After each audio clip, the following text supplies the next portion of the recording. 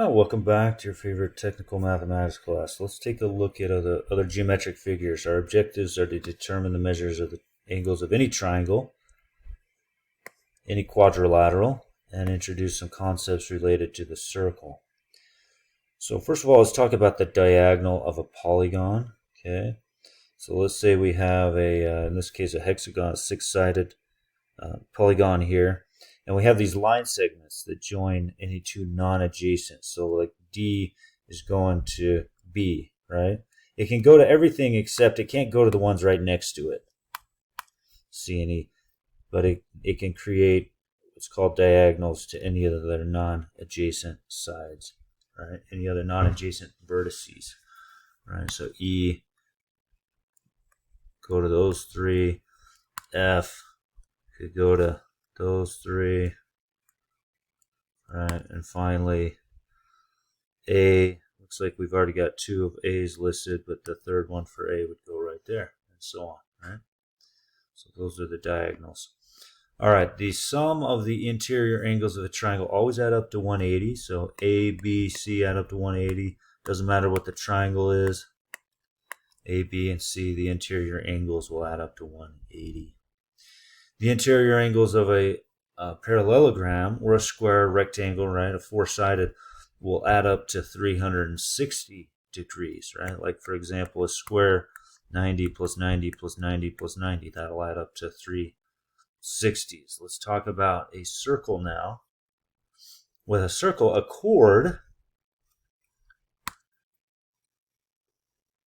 excuse me, sorry about that. Is a line segment where its endpoints are on the circle. Now, a chord could be a diameter, but that means it goes right through the center, right? So here's the diameter. It's got to go through the center of the circle for the diameter and the chord to be the same, right? But a chord just has to go from end to end. It doesn't have to go through the center. Diameter's got to go through the center. A tangent line just touches. It just touches at one point. So notice this tangent line. It only just barely touches, does not pass through it. Whereas a secant line, let me do that in black. A secant line will cross through, passes through 2 points, right? Secant line will cross through. So there's a little vocabulary there for you. A central angle is an angle with its vertex at the center. Right, so our central angle is shown here, right, as its vertex at the center. An arc is part of the circle containing the two specific points, so it's measured by the central angle. So if our central angle is AOB, then arc AB, this would be an arc right there, and that would be like arc AB. Arc AB. Okay. So let's look at this figure below.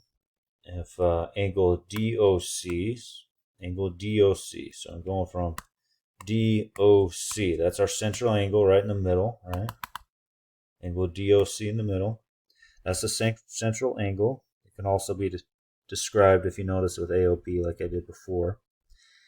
And then finally, if DOC, if this is 50 degrees in here, 50 degrees, then this arc, AB, would be 50 degrees. Remember, all the way around is 360. And so let's go the other way around. So if 50 of it, then arc AEB, the other side, this arc would have to be 310 because you got to add up to 360 degrees, right?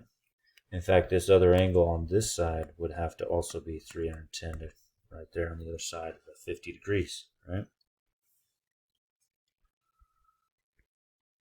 Some more properties. An inscribed angle has a measure that is 1/2 the measure of its intercepted arc. Inscribed angle would be 1/2 the measure of its intercepted arc. So for example, if this is 50 degrees, this arc right here, then this would be 25 degrees. Okay. Oops, I didn't realize I actually gave you an example here. If AC is 60, so here's AC 60 degrees, then angle ABC would be 30 degrees, half of it, right? That little inscribed angle on the opposite end. Right? If PSQ is 180, so PSQ is 180, there's the 180, half the circle there. Then PRQ, notice this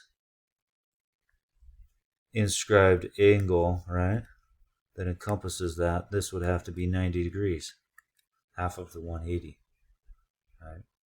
It's on the, so an inscribed angle is a measure that's half the measure of its intercepted arc. Okay.